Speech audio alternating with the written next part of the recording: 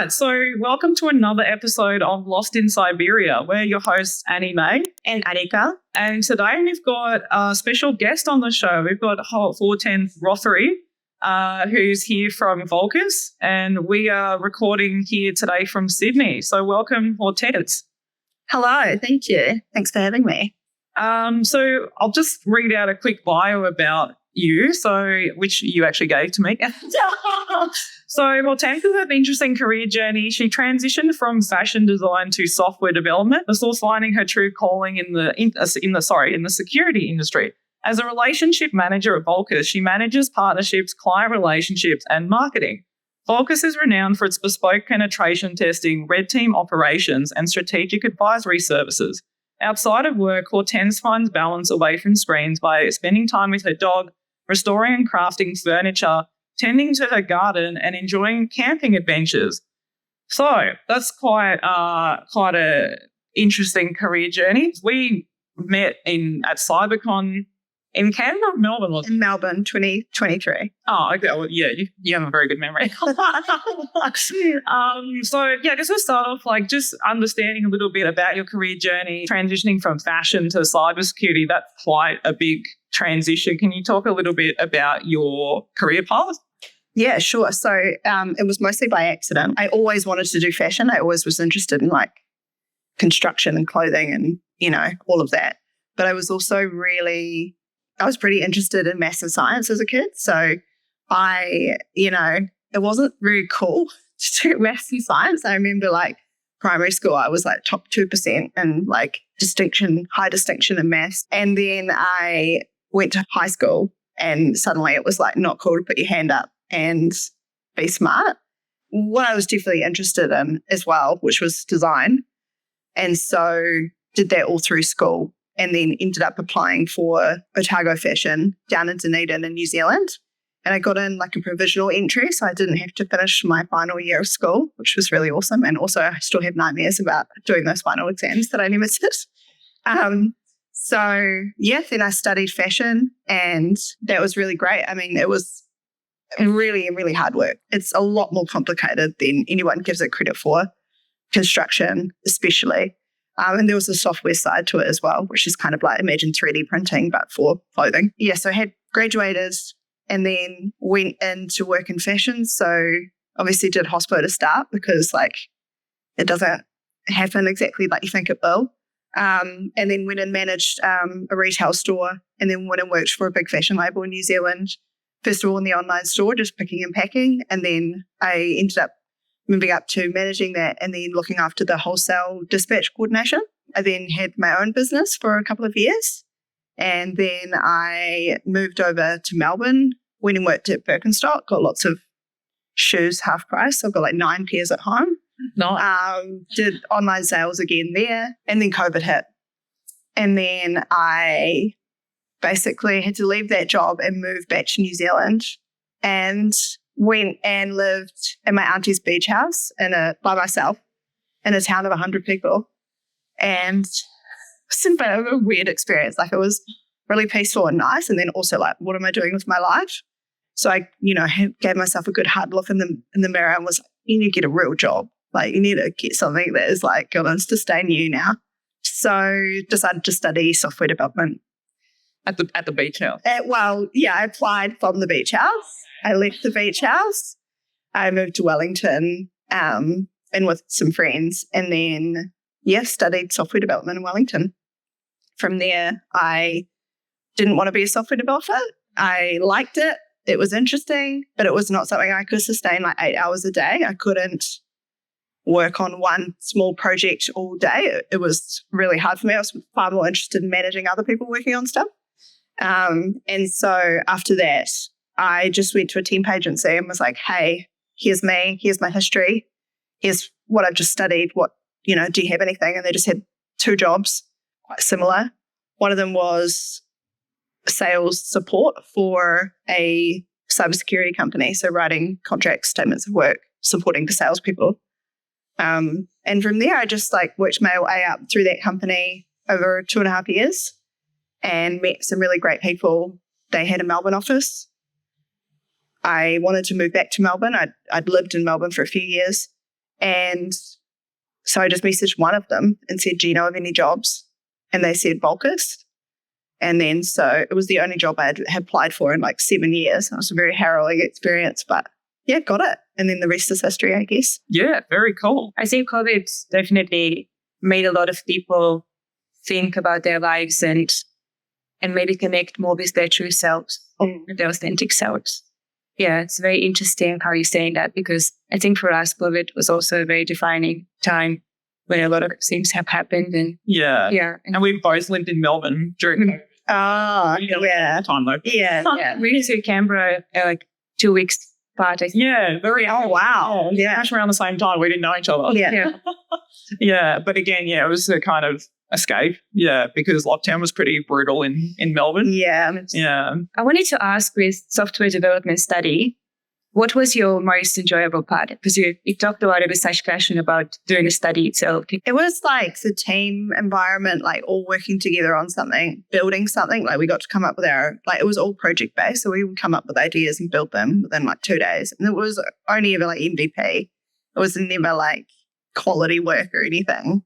But I made really good friends I've still got that like, I don't know, it's like a high pressure cooker situation, and you sort of like, you like cry, you like fall apart, but like you also like really bond. Yeah, trauma bonding. Yeah, trauma bonding. Yeah, it's not ideal.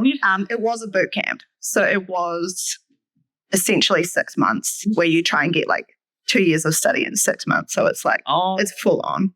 It's like you're expected to be working the whole time. But they do it that way so that people you can do the first 2 months from home and then the rest of it on site, so that people with other careers can just take a career break to do it. They don't have to quit their jobs. And like lots of parents would go and do it if they had kids. So it was very, very intense. But yeah, I just loved the team. And I always got to be team lead, which was really fun for me. So yeah, I loved that. Yeah. And going back to, because obviously software development, and you were saying doing that course is obviously very intense, and you had to put in a lot of effort in a short space of time. The fashion industry is obviously also very kind of cutthroat. And I remember I read that you had done a show at Shanghai Fashion Week, which I thought was really interesting. So can you talk about how that opportunity came up? Yeah, so that was through Otago Polytech, which is where I went. And they did a sister city project with Shanghai where 5 people were selected from the grad class, which was only 20. So, 25% is pretty good.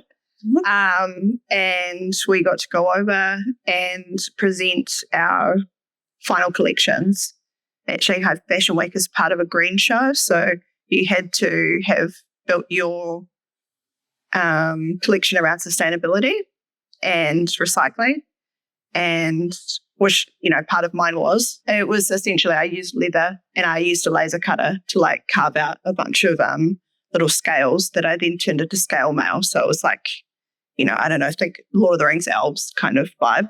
Okay. And then I used like the waste of that to like wrap it around and like all the weird shapes that came from the waste. So like the idea was to just use everything that I had available to me. And it was also already secondhand materials. And so, yeah, we got to go to Shanghai and travel around and take photos of our collections with Emily Bullock Green, who is now like a super famous photographer in New York. Oh, very cool. And yeah, so we got to, just live like, I don't know, like real fashion designers. But it was amazing. And what year was this? This was 2012. Okay, yeah. And how did you find China? I can't even remember now how long we were there, maybe a week and a half. It was amazing, but it was like so intense. Like it's so busy that every gorgeous place we wanted to photograph, we had to get there at like 4:35 in the morning to have no people there. So it's like every day you were doing that. And yeah, pretty intense. One of my really good friends, Sam Ralph, was with me, and he's like I don't know, he can just do anything. So he just was like, maps, we're doing this, you with me. And I was like, okay. So I just got to be passenger princess the whole time. It was great. Yeah, cool. You mentioned using everything, like all of the materials and also the secondhand materials. And then also, I really admired how in your article you said that you were questioning some of the impact of fashion on.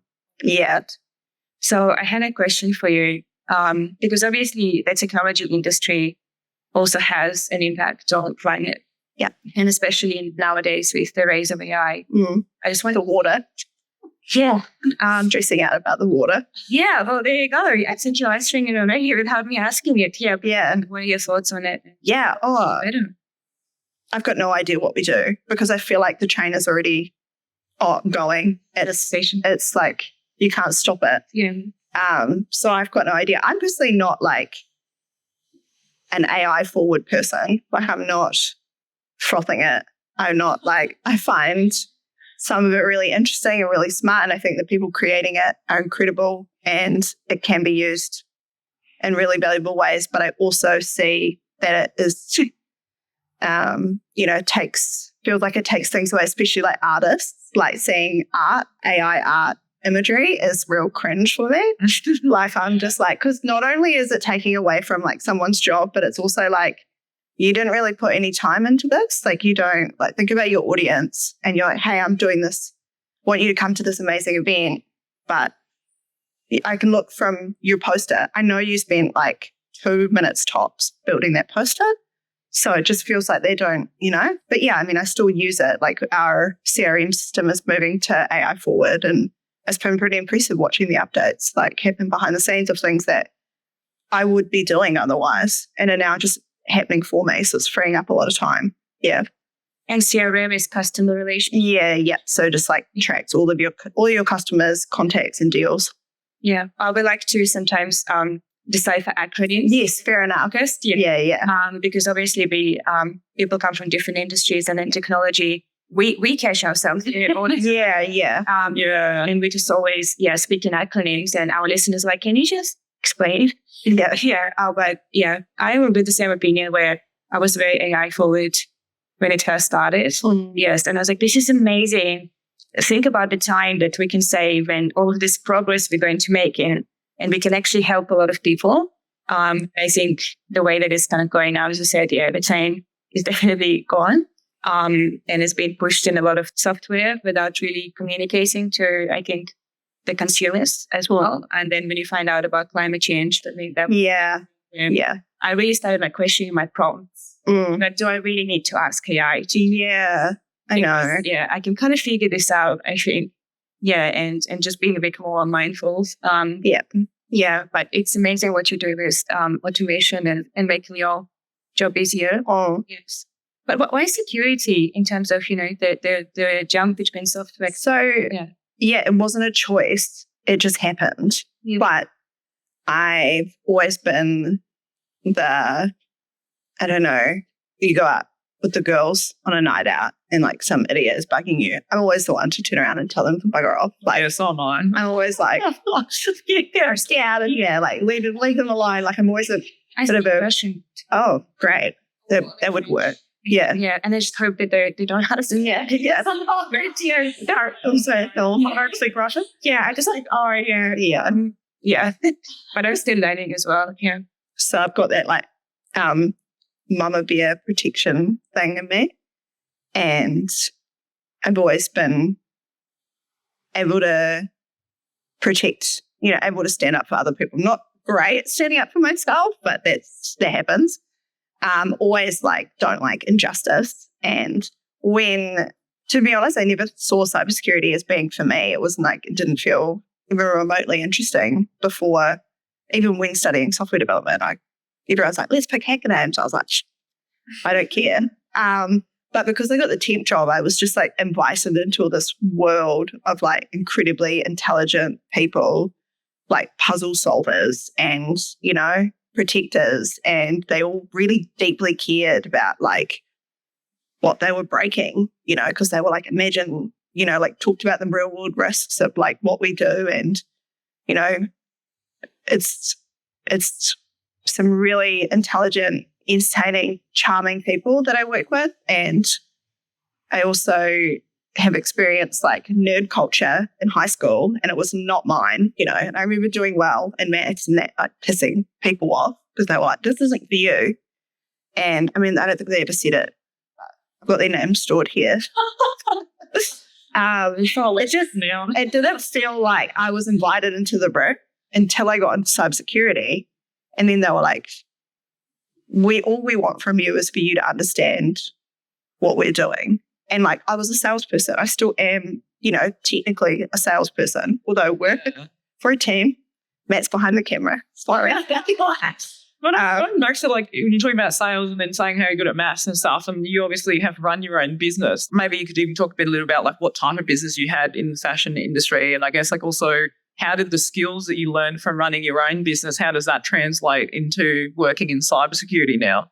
So I wanted to start a fashion label, but I was committed to doing it sustainably. So I would only use recycled materials, and I knew then it was a hard hill to climb. Like I was really setting myself up as competing with fast fashion, but I did it more from like an artistry point of view of like, here's the story of what I've made. Here's me. Here's my friends. Here's, we had blog where like my friends could write articles about like what that experience being a young woman. Like I was 24, I think, when I started. Yeah. And it became like a community. And so I started with making, what I called slutty crop top, which was just like, I don't know, it was like made out of like pieces of leather that I had like patched together and made. Yeah. Well, I don't know. It's just like great material to work with. And I had a connection with a place in Timaru that was able to give us like these offcuts, like really cheap, like a bag of them. And I was quite like physically competent. So I was able to work with really difficult materials. So that's like my special thing. And so, yeah, made a few clothes, made a bag, and then had stuff left over from the leftover and turned that into a pair of earrings, just like tassel earrings. This was 2016. Tassel earrings were all the rage. I made $22,000 on tassel earrings. So I made like over 500 pairs. Like as soon as I literally made someone a top and a pair of earrings. That was a friend of mine, and she posted about them. And then like Instagram was like blowing up at the time, and you could just send things out to people and they would post them on their stories. You didn't have to like pay them or have a contract or anything. It would just be like, if they liked them, they'd post them. And I was friends with lots of like fun, cool art people in the industry. Yeah. And then so it was like 2 years of just like making earrings every day, like all the bags, all the tops, everything went away. It was just full earrings. I had an intern at one point, which was quite fun, very nerve-wracking. And then all of a sudden it died. It was like people didn't want earrings anymore. Like, fashion's so cyclical and trend-based. And then I tried a few other things. And then it was almost like, oh my God. Like, I actually don't think I can handle this anymore. Like, because in order to make real money, I would have had to put my prices way up. No one would have bought them. I was working maybe for like $6 an hour, but if I was paying myself, I was just like surviving. And then I had like a part-time job as well to like going out and stuff. So how that affected cybersecurity is just being self-sufficient and not having imposter syndrome. I'm not using that word anymore because I know that I can do it. I just need some time. So like anytime I'm now worried, like, oh my God, I can't do this. This is too much. I just go, well, you did that and that was fine. And so just do it. Like you'll figure it out. Like you might not know how to do it right now, but like you will figure it out. You've done it before, kind of thing. I really loved it in your other articles where you talked about burnout and taking care of yourself and knowing your limits and boundaries and how you didn't want to look at a sewing machine. Yeah. Yeah. And I just really resonated with that. Do you think having this experience also helps in such a, I guess, very stressful job sometimes, as I know? Yeah, it has taught me about breaks. And I learned this in fashion, where a friend that I was working with, when I would get really stressed, she would say, it's just frocks. It's just frocks. It doesn't matter. None of it matters. Yeah. And when you're really like zoned in on something and feeling overwhelmed, that is the most important time for you to take a break. And that is like the opposite of hacker culture. Like they will disagree with me completely.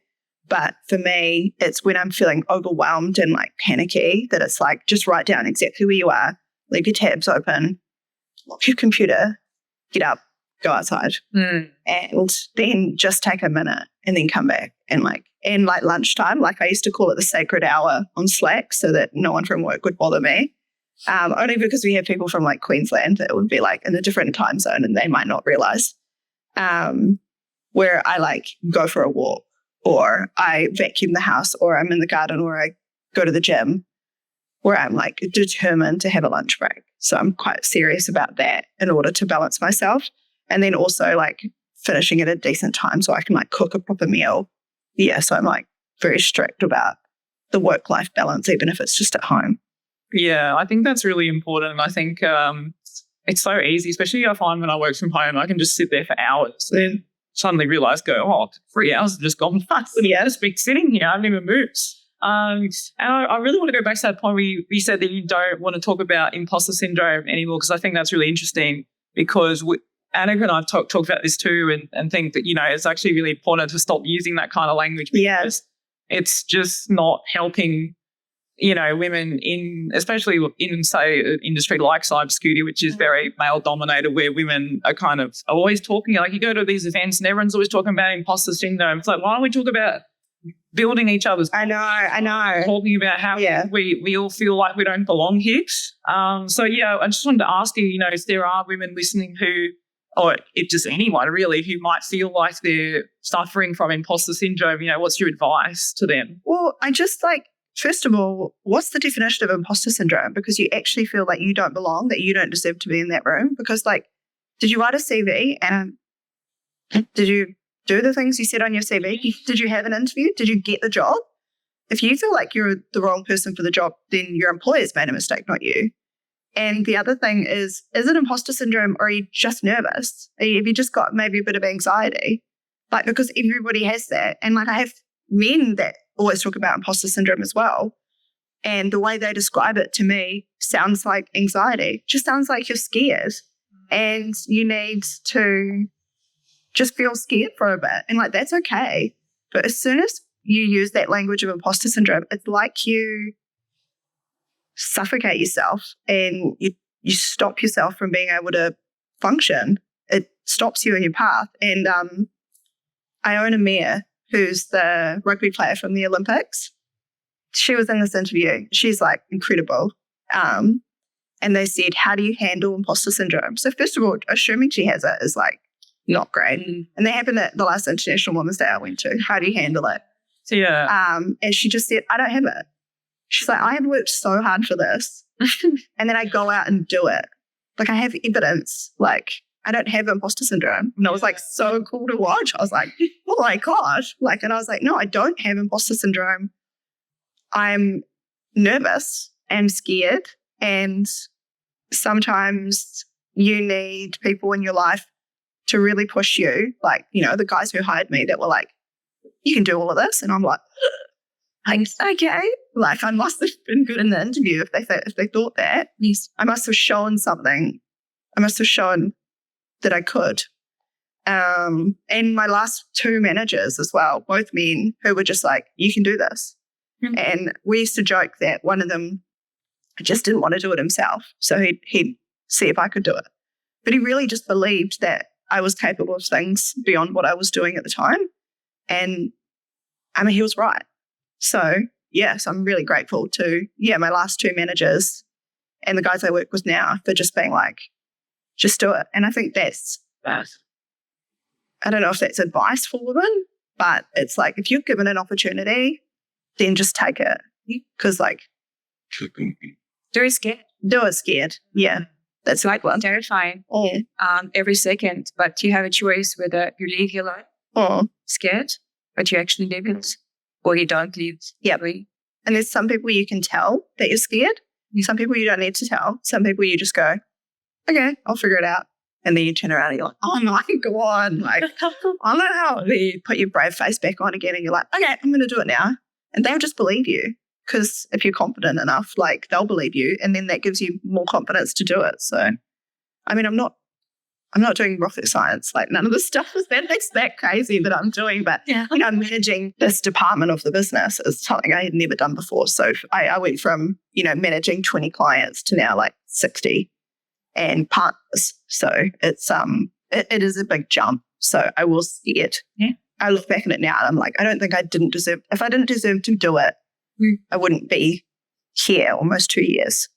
Yeah, I think that's an important message because, like you said, a lot of people are scared to do things and that in their mind becomes imposter syndrome, like, oh, I shouldn't be here, I don't deserve to be here or something.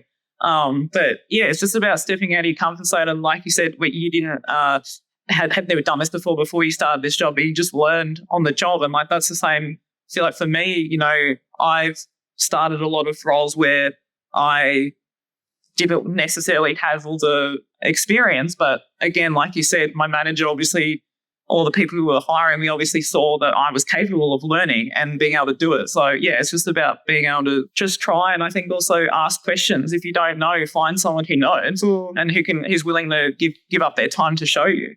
Yeah, and not expect that, I guess as people are going to take you by the hand and walk you through everything. Like actually then, as you said before, ask questions that kind of carve your own path, find the thing that you really want to go. Because for me, like, getting my first job in cyber while I'm still studying cyber.